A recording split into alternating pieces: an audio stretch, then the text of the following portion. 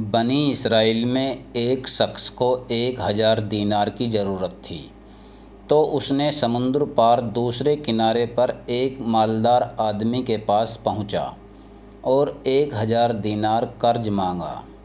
تو مالدار آدمی نے کہا، میں آپ کو پیسہ تو دے دوں گا، لیکن گواہ کون ہیں؟ گواہ تو لے کر آؤ۔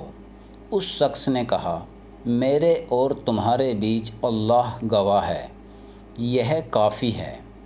مالدار آدمی نے کہا، اچھا ٹھیک ہے، لیکن اس کی ذمہ داری کون لے گا؟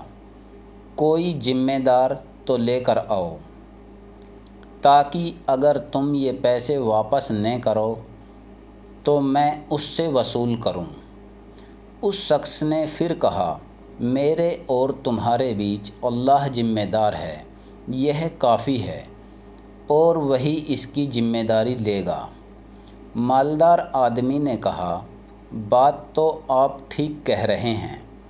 آخر کار وقت طے کر لینے کے بعد اس مالدار آدمی نے 1000 دینار دے دیے اور کہا کہ وقت پر یہ پیسے واپس کر دینا۔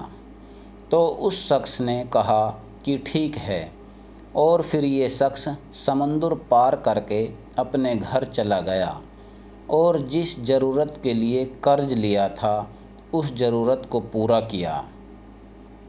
جب قرض ادا کرنے کا وقت آیا تو یہ شخص مالدار آدمی کے پاس اس کے پیسے واپس کرنے کے لیے روانہ ہو گیا۔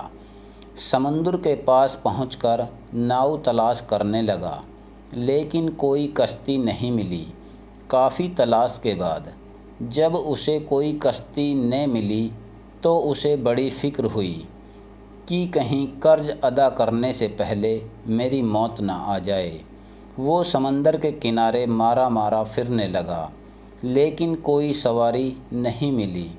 آخر کار مجبور ہو کر ایک لکڑی میں سوراخ کیا اور اس سوراخ میں 1000 دینار اور ایک پرچی رکھ دی، جس میں اس نے لکھا تھا کہ تو اے سمندر، میرا قرضہ ادا کرنے میں تو ہی رکاوٹ بن رہا ہے، اس لیے میں اپنا قرضہ تیرے حوالے کرتا ہوں، اب تو ہی ذمہ دار ہے۔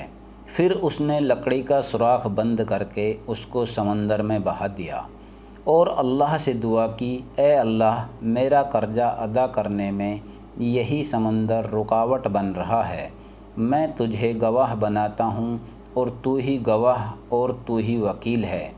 جب قرض ادا کرنے کا وقت آیا تو وہ مالدار آدمی بھی سمندر کے اس کنارے پر آیا، تو اسے بھی کوئی سواری نہیں ملی، لیکن دیکھتا کیا ہے کہ ایک لکڑی سمندر میں بہتی ہوئی چلی آ رہی ہے۔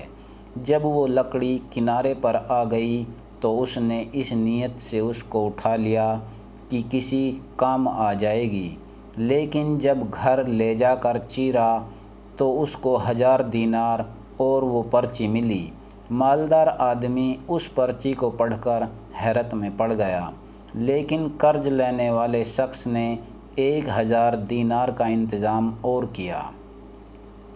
پھر اسے اس مالدار آدمی سے ملاقات کا موقع مل گیا تو اس نے اس کو وہ پیسے دینے چاہے، لیکن مالدار آدمی نے کہا، تمہارے پیسے اور پرچی مجھے مل چکی ہے۔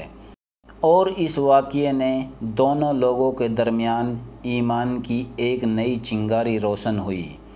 اس سے ایک سبق ملتا ہے کہ جو اللہ کا ہوتا ہے تو اللہ تعالیٰ سمندر اور درختوں کو بھی اس کے حکم پر چلا دیتا ہے، اور اللہ ایسے لوگوں سے حقیقی طور پر محبت رکھتا ہے۔